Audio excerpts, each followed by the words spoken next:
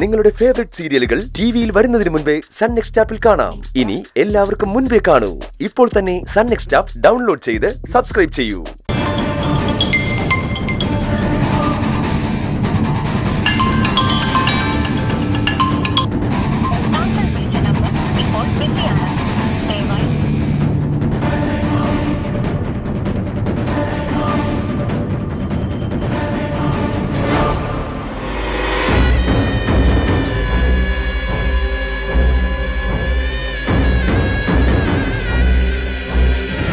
പ്രാശനാണല്ലോ സാറേ.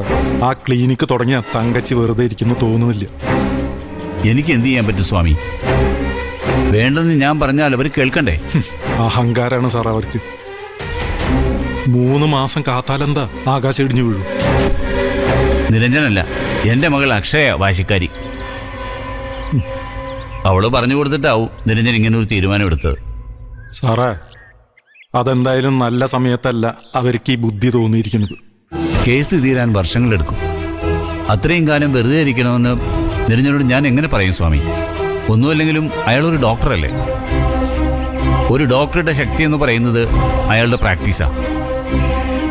അത് മുടങ്ങിപ്പോയാൽ പിന്നെ അതിലേക്ക് തിരിച്ചു വരാൻ വലിയ പാടാ സ്വാമി.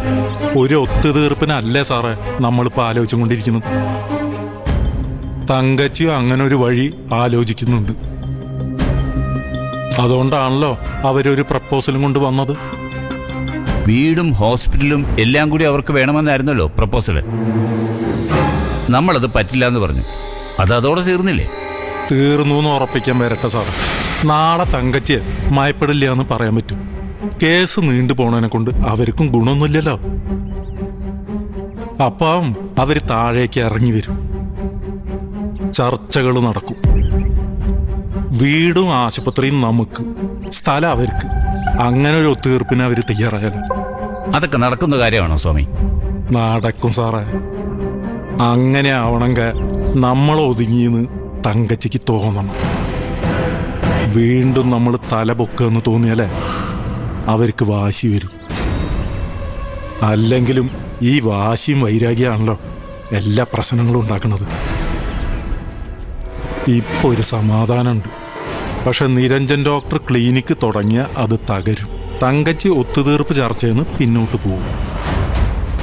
അതുകൊണ്ടാണ് ക്ലിനിക്ക് തുടങ്ങരുതെന്ന് ഞാൻ പറയുന്നത്. ഇനി എല്ലാം സാറിൻ്റെ ഇഷ്ടം. ശരി, സ്വാമി പറയുന്നത് ഞാൻ സമ്മതിക്കുന്നു. നിരഞ്ജൻ ക്ലിനിക്ക് തുടങ്ങില്ല, അതുപോലെ അവര് തീരുമാനിച്ച് കഴിഞ്ഞതാ. സാറ് വിചാരിച്ച ഇനി അത് മാറ്റാൻ പറ്റുമെന്ന് തോന്നുന്നുണ്ടോ? പറ്റും. അതെങ്ങനെയാണെന്നൊന്നും സ്വാമി തൽക്കാലം അറിയണ്ട. നിരഞ്ജൻ ക്ലിനിക്ക് തുടങ്ങില്ല. തൽക്കാലം സ്വാമി അത്രമാത്രം മനസ്സിലാക്കിയാൽ മതി.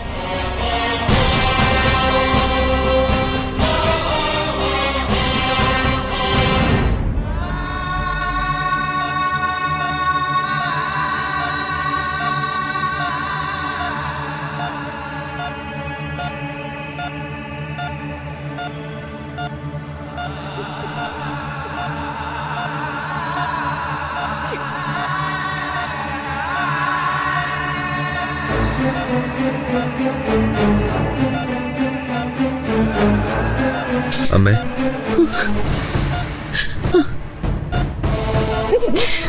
മോനെ, എന്തു പറ്റിയമ്മേ? അച്ഛന്റെ ഒരു സൈഡ് തളർന്നു പോയി മോനെ.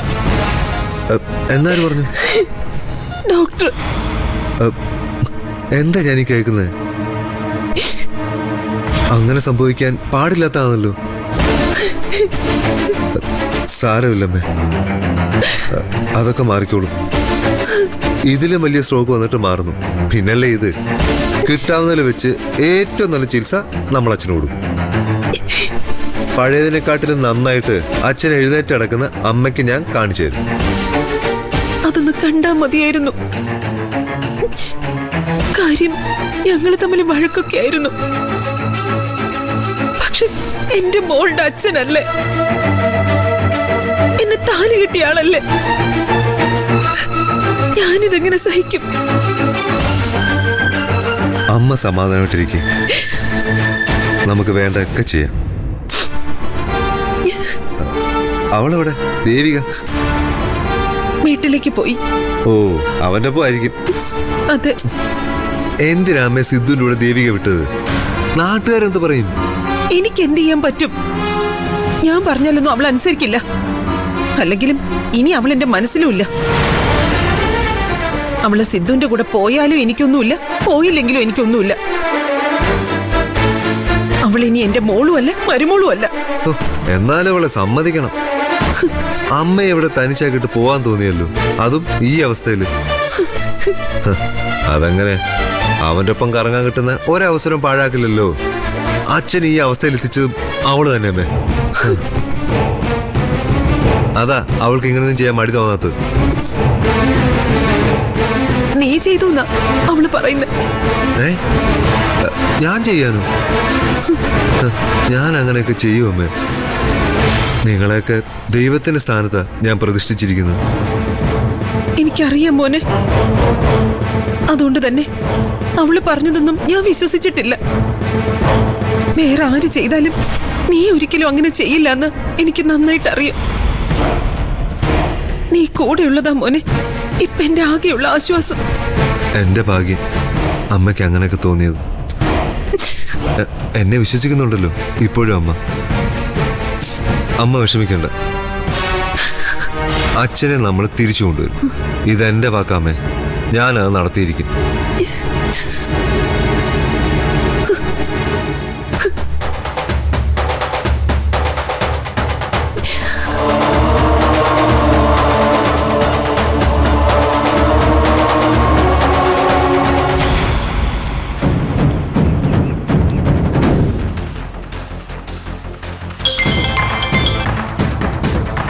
ഹലോ ശരത്തെ.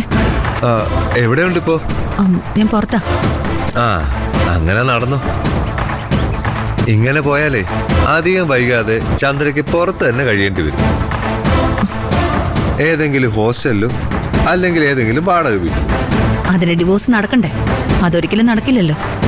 എന്തിനാ ചന്ദ്ര ഡിവോഴ്സ്? അവർ രണ്ടുപേരും ഭാര്യ ഭർത്താക്കന്മാരെ പോലെ തന്നെ ഇപ്പോ. ആശുപത്രിയാണ്, അച്ഛന് സീരിയസ് ആണ്, ഇതൊന്നും അവർക്കൊരു പ്രശ്നമല്ല. ഇതൊരു ചാൻസ് ആയിട്ടാ അവരെടുത്തിരിക്കുന്നത്. എന്നിട്ട് കറങ്ങി നടക്കുന്നു. ദേവികയുടെ സിദ്ധുവിന്റെ കാര്യമാണ് ഞാൻ സൂചിപ്പിച്ചത്. മനസ്സിലായി. ഞാൻ ചന്ദ്രയെ കുറ്റം പറയും. ചന്ദ്രയ്ക്ക് നട്ടലുണ്ടായിരുന്നെങ്കിൽ അവരെ നിലയ്ക്കിറത്താൻ പറ്റുമായിരുന്നു. അനുസരിക്കണ്ടേ പറഞ്ഞാല്? ഒരു ഭാര്യ വിചാരിച്ചാലാണോ അനുസരിപ്പിക്കാൻ പറ്റാത്തത്? അതിനെന്തൊക്കെ വഴികളുണ്ട്. ചന്ദ്ര പോരാ. ആ പോരായ്മ അവരവസരമാക്കി മാറ്റിയെടുക്കുന്നത്. ഈ ആശുപത്രിയിലെ മുഴുവൻ സ്റ്റാഫും വിചാരിച്ചിരിക്കുന്നത് സിദ്ധു ദേവിയുടെ ഭർത്താവാണ്. 1-2 പേരൂടെ അല്ലെന്നൊക്കെ ഞാൻ പറഞ്ഞു. എല്ലാരോടും കൂടി നടന്ന് പറയാൻ പറ്റൂ? അത് ശരിയാവും. വിവരം അറിയിച്ചതിന് നന്ദി. ചെയ്യേണ്ടത് എന്താണെന്ന് എനിക്കറിയാം. വാക്കുകൾ കൊണ്ടല്ല, പ്രവൃത്തി കൊണ്ടാ ഇത്തവണ പ്രതികരിക്കേണ്ടത്.